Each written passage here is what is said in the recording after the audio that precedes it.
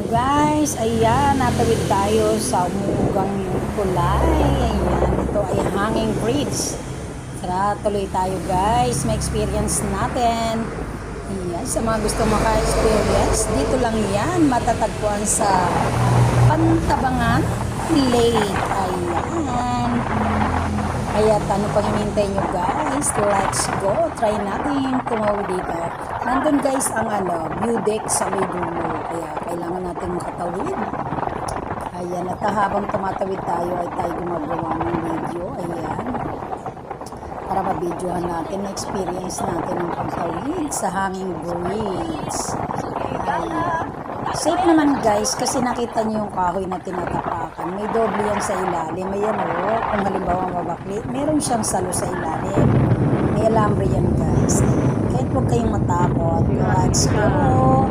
Thank you for watching.